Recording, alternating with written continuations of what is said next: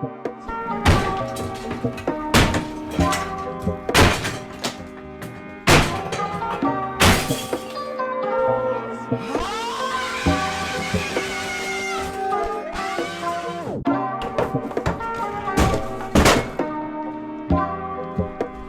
stupid cheater!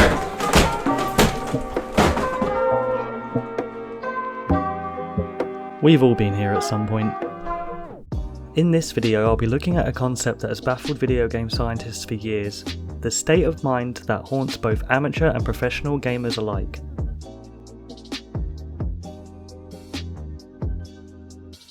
Welcome to the debut episode of Rocket League Psychology. Considering what I have planned for this series, I thought Tilt was the best place to start because it affects everybody who's ever picked up a gamepad and said, "This will help me relax." For the minute percentage that don't know what Tilt is when your performance starts to deteriorate rapidly with no sign of recovering. The origin of Tilt surprisingly comes from pinball. Before the two controllable flippers were used at the bottom of a pinball machine, players used to tilt the machine in order to stay in the game. Once flippers replaced the need to tilt the machine, they found players were still continuing to do it, either out of habit or frustration. To prevent the machines from being damaged, a failsafe was installed that would end the game if a machine was tilted or lifted. Although the origin of the term tilt came from pinball, it was most applicably used in the world of poker, usually being referred to as going on tilt, which involved losing large sums of money, making poor decisions and not having any luck. This sudden emotional change can manifest from a variety of scenarios, and it doesn't discriminate. Whether you're a recreational player or a pro, tilt comes for us all at some point. But why? As widely as the concept is known, not many people have sought out a reasonable explanation from why you can go from hitting ceiling shots to backflipping on every aerial attempt. But that ends right now. Through research and my own experience, I found there's one concept that fits the sensation of being tilted. This is called the inverted U theory, first published by Yerkes and Dodson in 1908. The inverted U theory proposes that the idea of our performance is based on our level of arousal.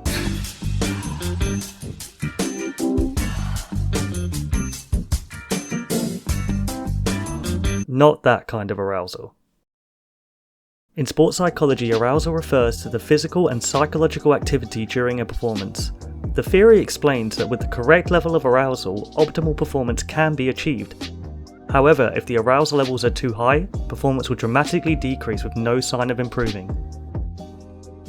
The theory itself has been scrutinised for being oversimplified in the world of sport. However, I think it explains tilt perfectly from an esports perspective. In my experience, I usually start to tilt after I lose a match that I thought I could have won. Whether this is due to a mistake I've made, one of my teammates have made, or even if it pinches off someone's car in overtime at 80 miles per hour straight into my net. That happens more often than I'd like. Regardless of how it happens, after that I start whiffing every shot, I start ball chasing and struggle to even perform the simplest of mechanics. But the defining thing I started to notice was how well I was playing before the incident occurred.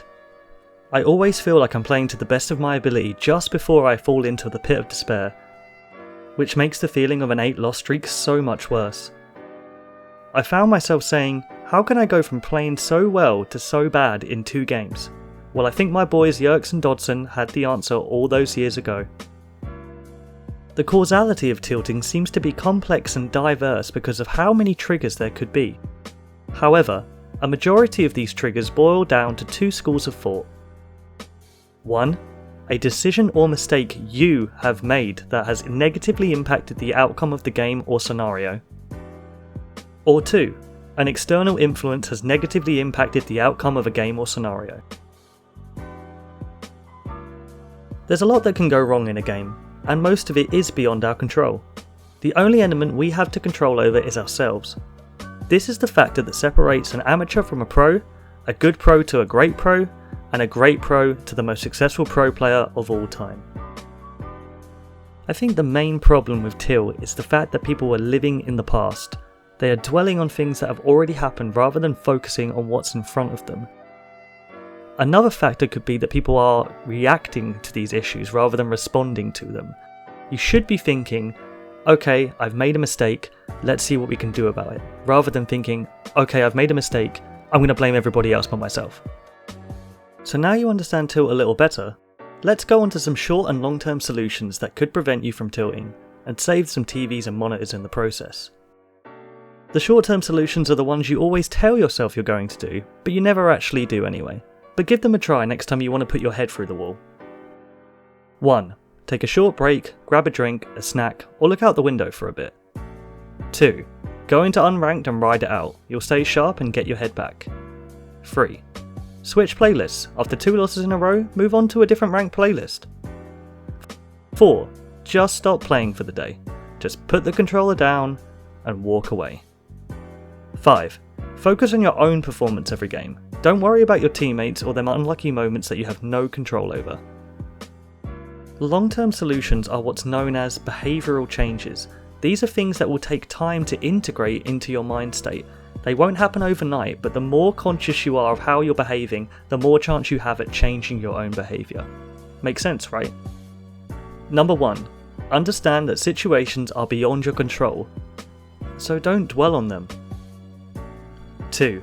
Sometimes you're the one at fault.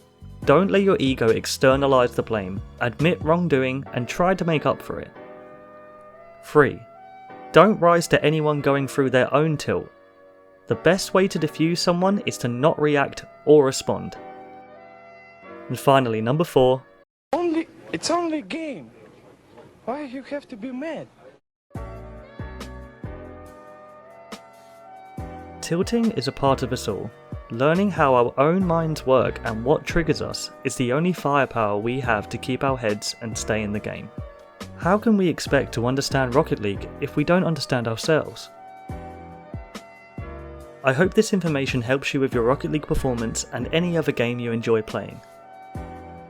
That's it for this one. Make sure you hit that sub button so you can check out next week's episode. This is the Personal Gamer, telling you to keep your cool out there. Right, that's finally done. Why did I say next week's episode when I haven't uploaded anything in 8 months? As if they're gonna believe me. Oh well, f*** it, let's play some Rocket League. Yes! Just gotta play defensively now. Oh no. Oh god. Oh, how did I save that? Clear it! Clear it! What?! They bumped each other! Okay. Don't let it get to you. We can still win over time.